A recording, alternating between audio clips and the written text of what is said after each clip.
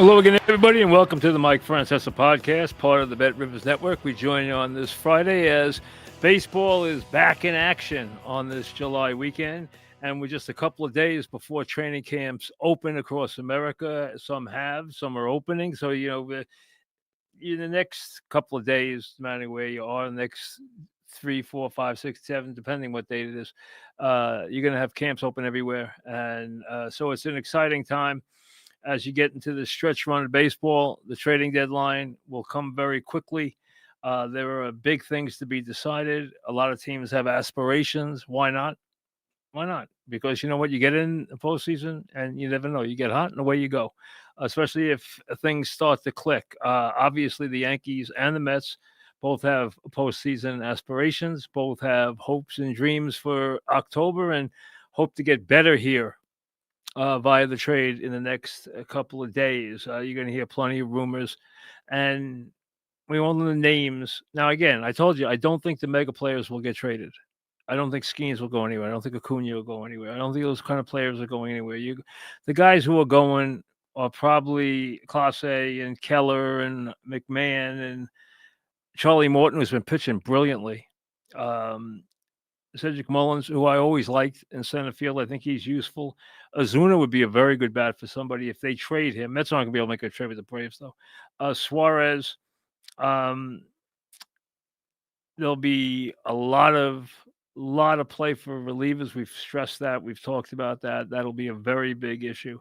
And how teams look to build, how teams look to fit the pieces together, how teams value their prospects, how much they're willing to add in terms of payroll to this season. All very interesting stuff as we go into the stretch run of this season. Hey, before you know it, you're blinking, it's August. Before you know it, you blink, it's September, and you're 30 games from the postseason. And away you go. Right now, most teams have played somewhere between 95 and 99 games. And there's keys for both teams. Now, when I say keys, I saw a thing the other day, pick a key for each team. They're picking Judge. Really? They're picking like the best player on these. I mean,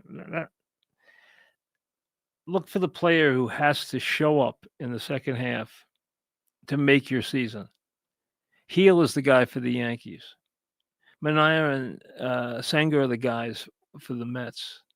But also what they get in trades, whether the Mets get a Keller, what they do in the bullpen, how the bullpens are improved and supplemented.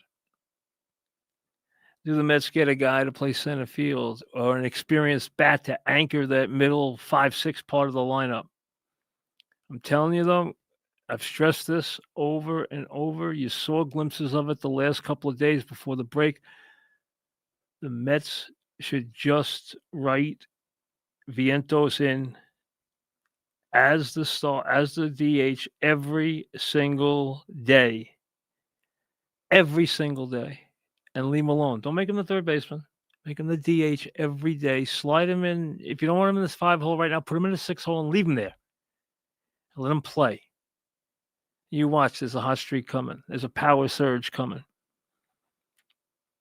Mets are back in action tonight against the Reds. They'll honor David Wright this weekend by retiring his jersey. He retire his number. Teams like to retire numbers. Listen, David Wright was a really good player. He wasn't a great player. He was a really, really outstanding player. Very, very good player. Had some terrific years. Also, it was cut short by injuries. And that will obviously cost him a trip to Cooperstown, as it has many, many players. But,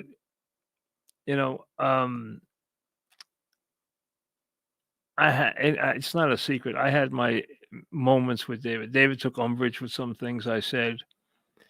When the Mets collapsed, and I made a big deal about how I would get rid of either Wright or Reyes. I would not go forward with the two of them.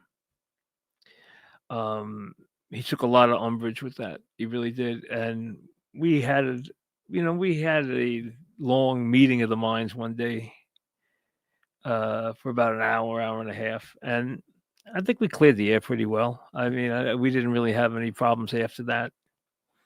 Um,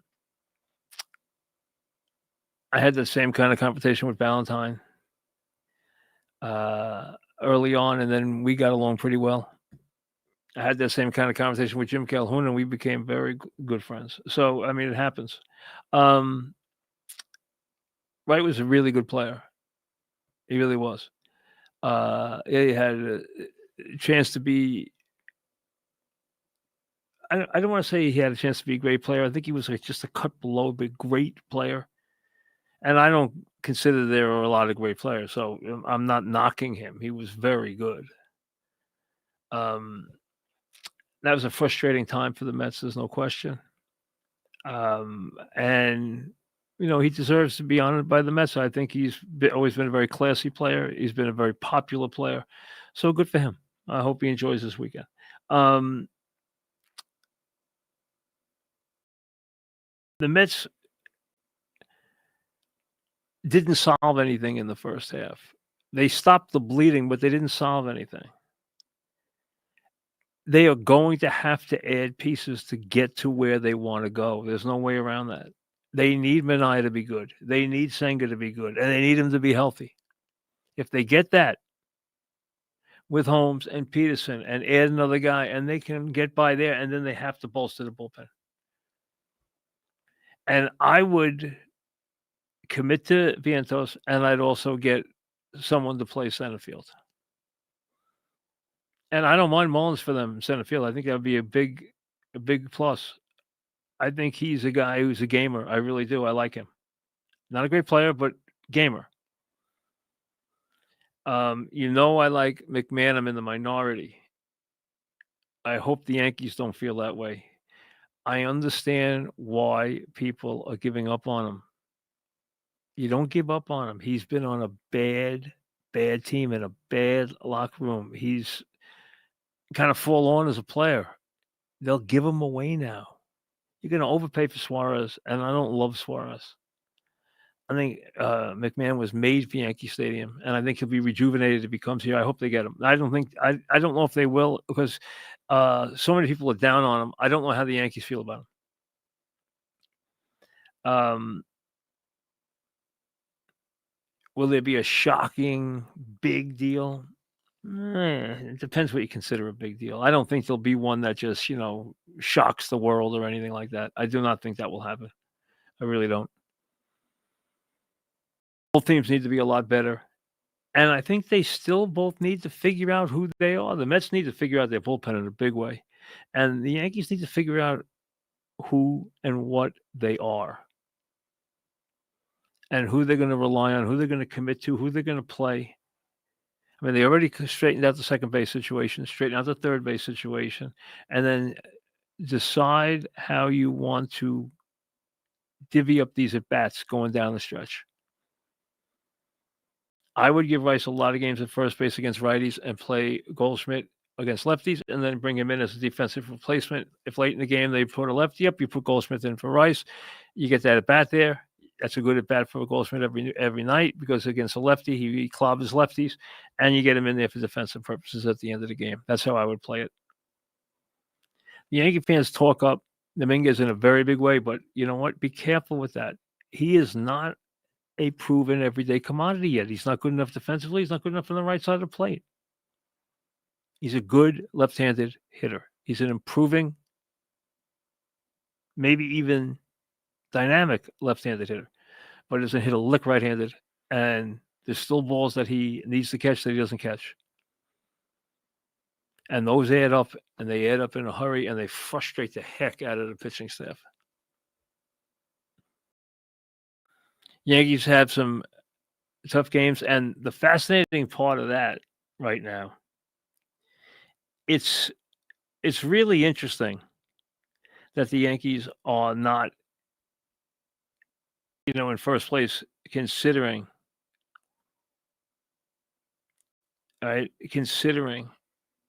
how much they were in first the first half of the season, or the first 90 some odd games. And now they find themselves not only looking forward at the Blue Jays, but looking backwards at the red hot Red Sox, and that makes this fun and a little spicier, a little bitter, because the Red Sox are hot. See if they're real. But right now, they've won 10 games in a row, and let's see where that takes them. It's going to be fascinating to see where that takes them. It really is. Extremely fascinating to see where that takes them. Hamilton's going to start tonight. The Yankees didn't name a starter, and Mons tells me now that Hamilton's going to start tonight. So he goes this evening, and although Atlanta hasn't righted itself by any stretch of the imagination, in their ballpark, you got to take them seriously because they're capable of running off some games. Right now, the British Open, I look at that board. Am I surprised that Fitzpatrick's there? No. Am I surprised that Harmon's there? A little bit. I thought Ron would be better than 2 under. He was just 2 under when I came to do this. But Scheffler is right there, and by the end of the day, could have the lead. And now, if he puts this into his collection, his dominance just continues to grow. I mean, if he comes off this year, that injury, the slow start, and knocks down 2 majors, 3/4 of the way to the Grand Slam already, very impressive. Very, very impressive. British Open, you can watch it early Saturday. You can watch it early Sunday. British Open Live Profit Boost. Now, the Open Championship is underway, and you can get a profit boost from BetRivers each day. Opt in and earn a profit boost of up to 50% each day of the Open. There is a new boost waiting for you each day. See the BetRivers app for full details. Also, I want to remind you to sign up for the free Mike Francesa newsletter. You get content, you get contests, you get goodies, you get giveaways. Go to MikeFrancesAPodcast.com, MikeFrancesAPodcast.com, and sign up. Doesn't cost you anything to sign up. Just put in your email and away you go. You're done. This is the time of year where we take some time off before we get rolling into football again, which we will in late August. If something big happens late July, I'll be there and we'll do something.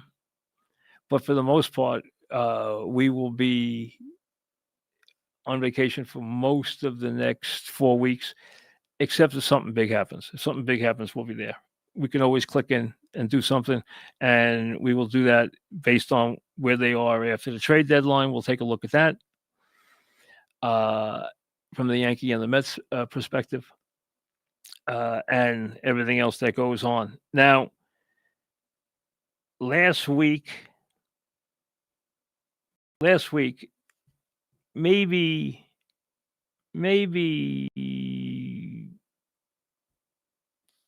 2 weeks ago, might have been 2 weeks ago. It was a week or two ago. I mentioned to you that there was something going on with the NFL that was going to be interesting, that I didn't want to get into because it was going to be complicated. And the ramifications of it could be very telling and could be bigger than you think. And the first salvo from that already has happened because the NFL Players Association Executive Director Lloyd Howell resigned. There was support from, but there was also pressure building. You would call his 2-year stay embattled for sure. He stepped away by his own volition, making the statement that his leadership had become a distraction. It clearly had. There was the idea of a conflict of interest. There was the idea that there was collusion among the owners that was kept away from the players about how much how much guaranteed money teams would be allotting. That kind of collusion can cost the NFL tremendous difficulty. It can cost them tremendously in their relationship with the players. It also can cost them incredible amounts of money in damages if they should lose a case. There are rules about this. There are trust rules about this stuff, and antitrust violations are treble damages, which means they're triple.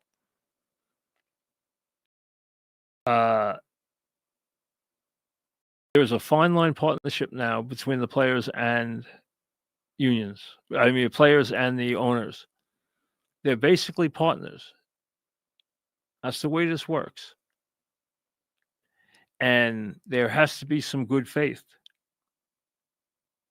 Now, there have been troubled times in the past. Upshaw went through difficulties.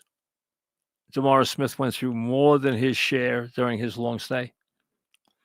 And now Hal was only there 2 years. This is something that needs to be watched. It's not the kind of story that you want to dig into when you're thinking about football starting up.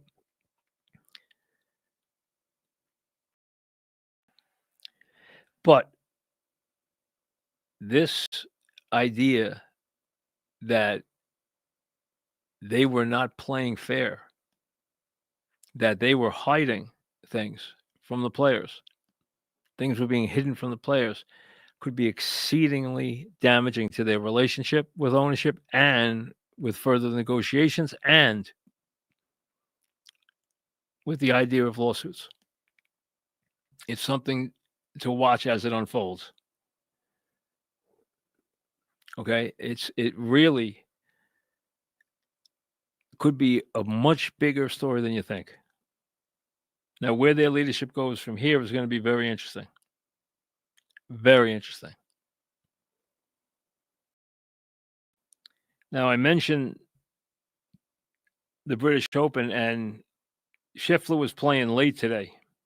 So we're not going to know exactly where he is at the finish. But as we speak right now, Fitzpatrick, who is, when he gets hot, especially with the putter, can be extremely dangerous, is 10 under par. Harmon's in clubhouse halfway through after carding a 65 today at 8 under par. Scotty, who has played 10 holes today, is 8 under par. So he is right there. He is going to be the favorite from a betting standpoint. There's no question about that. Because anytime he's that close, either right there or a stroke or two off, he's going to be the man that everyone's watching. English, Hatton, McIntyre, Finau, Rory's 3 under. Rose is 2 under. Oberg is 2 under.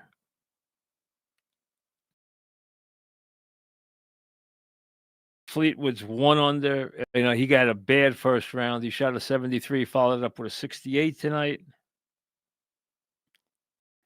Give Phil Mickelson credit. Shot even par. Shot 1 under yesterday, 1 over today. So he shot even par for the first 2 rounds. That's a wonderful, wonderful, really terrific performance by him. You got to be impressed, really impressed by that in a big way. As far as Victor Hovland, even par. DeChambeau. DeChambeau shot 78 yesterday. He was getting the plane ready to go home. He turned around, carded a 65 today. So he went from 78 to 65. And now is right in the middle of the pack at 1 over par. Give him credit. I mean, that's an incredible turnaround. 13 strokes on the day. So, you know what? He battled. He was out of it. He had a nightmarish first day, and he turned it around. So give DeChambeau credit for wanting to hang around and play the weekend. A lot of guys would have packed their bags and gone home. But obviously, Fitzpatrick's rolling. Following up yesterday's 67 with a hot round today. He's through 13 holes so far, and he's 10 under. And Scotty Scheffler, 5 under on the round, 8 under for the tournament, and still has 8 holes to play today. So world number 1 making a big run at the British Open. And remember, go to the Bet Rivers app, download it for all the different things. You want to jump on Scotty now? Jump on Scotty. You want to jump on somebody who's more, you want to jump on somebody who's 5, 6, 7 strokes out of the lead with Scheffler where he is. With Scheffler where he is, you know what? You're going to get a good price on anybody you want who's below Scheffler because you know what? They're gonna believe that Scheffler is going to be right there. I mean, that's just the way it is. That's what you expect with Scheffler. That's just the way it goes. And you're going to get good odds on anybody you want, especially, and someone could come from, 5, 6, 7 strokes out. You got half a tournament left. Weather can be a huge factor, but when Scheffler gets this close, he usually is right there to finish. You usually can't shake him. It doesn't mean he's going to win every single tournament, but he wins a lot of them. And right now he's right there in the mix, playing better in this tournament than I thought he would. I didn't think he'd win over there. I didn't think he would. But you never can count him out. You never can,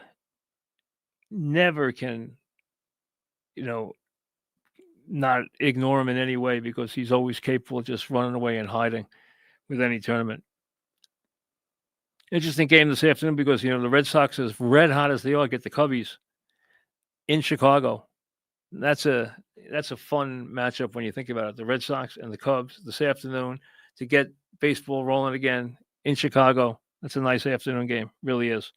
And the Red Sox red hot, and it just spices up the division. It spices up the race with the Yankees in every way.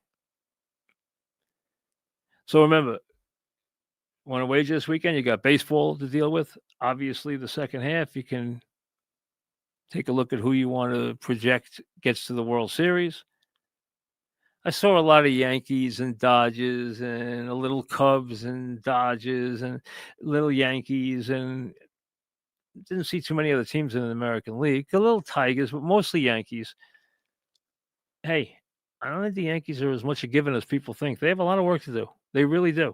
Are they going to make the playoffs? Yes. Are they going to be good enough in the playoffs to win it all? They got some work to do. They really do. They got some holes to fill. They got some questions to answer. And the Mets have even more than that because the Met bullpen in front of Diaz needs a lot of work. Plus, they need Senga and Manaea to show up and be consistent. They can't go out and get 3 good starters. They can go get 1 starter to put with Holmes and put with Peterson. They can get a starter. But they have got to get Manaea and Senga in the rotation, contributing, pitching, staying healthy, doing some solid everyday things that can make the team dangerous because it's got a lot of holes right now in the rotation and especially in the bullpen. As we said, we'll jump in when there's trades made. We'll jump in. Otherwise, get ready for us to rejoin you in August and get rolling again in a very, very big way with football right around the corner. Looking forward to it. I really am. I'm already kind of getting a little jumpy with football. I really am. The fall's great. Baseball in October is tremendous, but I mean, it seems like football's been away a long time. Going to be an interesting college season. Coach Manning's going to be a fascinating study. There'll be a lot of pressure on the young man. A lot of pressure. The expectations are so high on him right now, on the team and on him. It's a lot. It's a lot on his plate. See how much of that pressure he can. He looks to be a special kid, but he's going to have to be to answer. This year they win a national championship and he wins a Heisman Trophy. People are going to go, okay, that's what we expected. Well, that's a lot to expect from anybody, anytime. Either one of those things, and that's really where the expectations lie. That's a lot to ask for anybody. We'll see you later.